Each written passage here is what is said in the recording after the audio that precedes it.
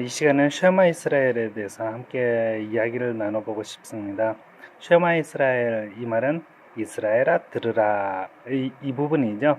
들으라 하는 부분이, 그래서 아마 쉐마 이스라엘, 쉐마가 될 것이라 생각합니다. 제가 히브리어에 능통하지는 않기 때문에 저의 이러한 해석에 대해서 양해해 주시기 바랍니다. 그러면 쉐마 이스라엘, 이스라엘아 들으라, 이 부분을 보면은 우리 하나님 여호와는 오직 유일한 여호와이시니 너는 마음을 다하고 뜻을 다하고 힘을 다하여 내 하나님 여호와를 사랑하라 라고 먼저 되어 있습니다.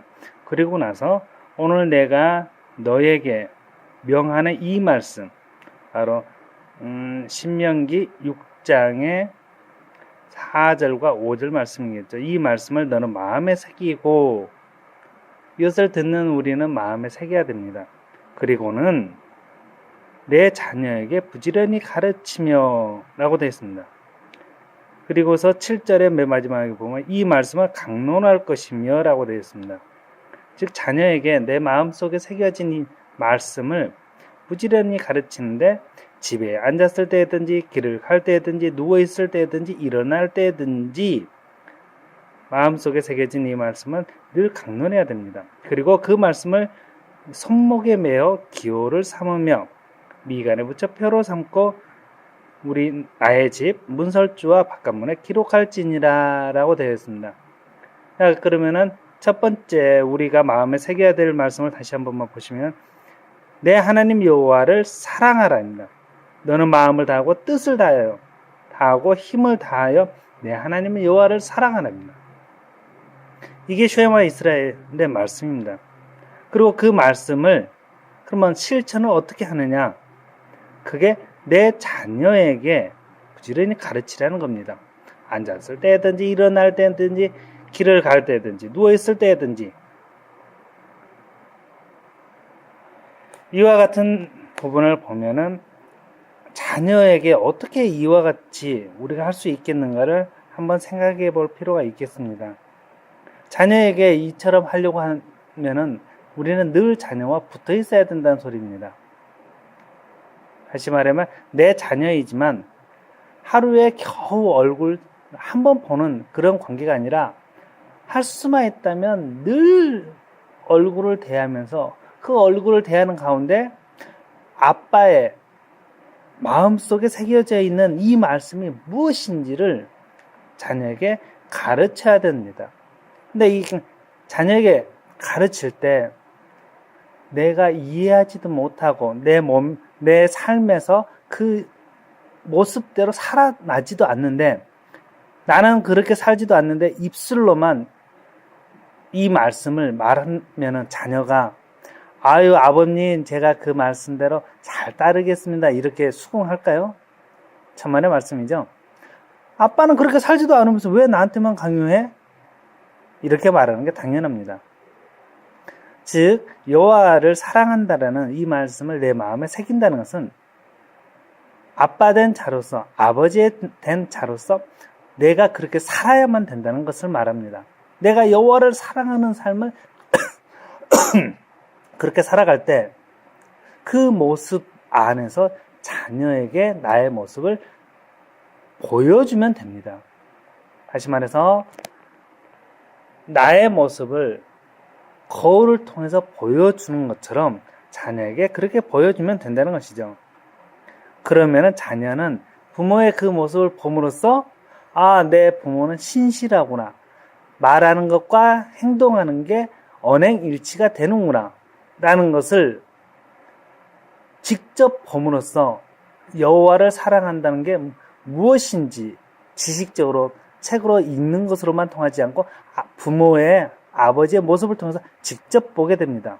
그런 자녀는 백문이 불여일견이라고 했죠. 여호와를 사랑하는 것이 무엇인지를 실질적으로 알게 됩니다.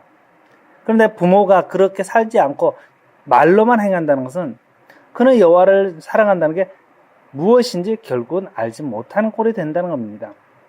아무리 100번을 들어도 한 번 보는만 못한다는 것이 바로 여기에서도 나타납니다. 그래서 부모는 자녀에게 그런 모습을 보여줘야 되는데, 이게 일주일에 한 번, 교회에 예배 드리러 올 때 그 한 번만 보여주는 게 아니라 집에 있을 때든지 아니면 교회를 오가는 거 또는 집에서 어떤 볼일을 보기 위해서 자녀와 같이 어디를 행하는 그 길가에서도 그리고 집에서 앉아서 서로 노는 그 순간에도 여호와를 사랑하는 모습이 시도 때도 없이 계속 나타나야 된다는 겁니다. 고로 이러한 모습을 갖게 된다는 것은 내가 여호와를 사랑하는 거로 그 사랑하는 마음이 자녀에게도 고스란히 흘러가겠죠. 그렇게 흘러가게 되면 나와 자녀 사이에 동일하게 친밀함이 생겨납니다. 그렇게 되면은 부모가 자녀를 대할 때 인격적으로 대하게 되고 그 인격을 받게 된 자녀는 부모에게도 인격적으로 대하는 자녀가 되겠죠. 그랬을 때 이 자녀는 부모에게 효도하는 그런 모습을 갖게 될 겁니다. 그로 인하여 십계명에 부모를 공경하라고 하는 이 말씀을 자녀가 부모에게 그대로 행하게 되겠죠. 그럼 부모는 자녀로부터서 그와 같은 효도를 받음으로 그의 노후는 굉장히 안정적이 될 겁니다. 그래서 노후에 그 부모는 자녀가 베풀어주는 공경을 통해 여호와께서 베푸시는 안식이 무엇인지를 깨닫게 될 겁니다. 그래서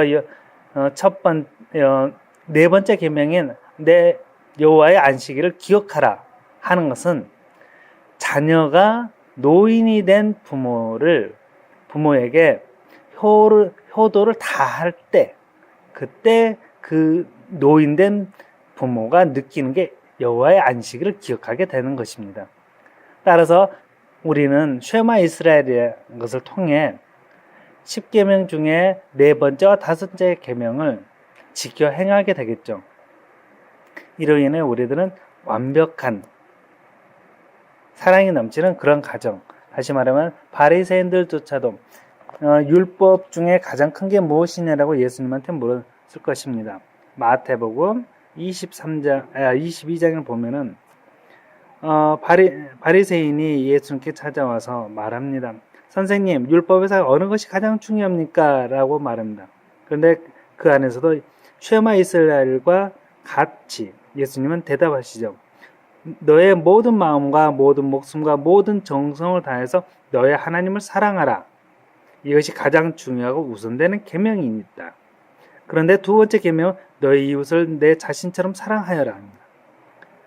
곧 두 번째 계명을 우리는 자녀를 통해서 이룩함으로써 그 자녀와 함께 우리는 첫 번째 계명을 지켜 행할 수 있습니다. 그래서 로마서의 말씀처럼 우리는 서로 합력하여 선을 이룬다 라는 이 말씀이 바로 오늘의 이 쉐마 이스라엘과 같다고 할 수 있습니다. 이 쉐마 이스라엘에 대한 이야기는 여기까지 마치겠습니다.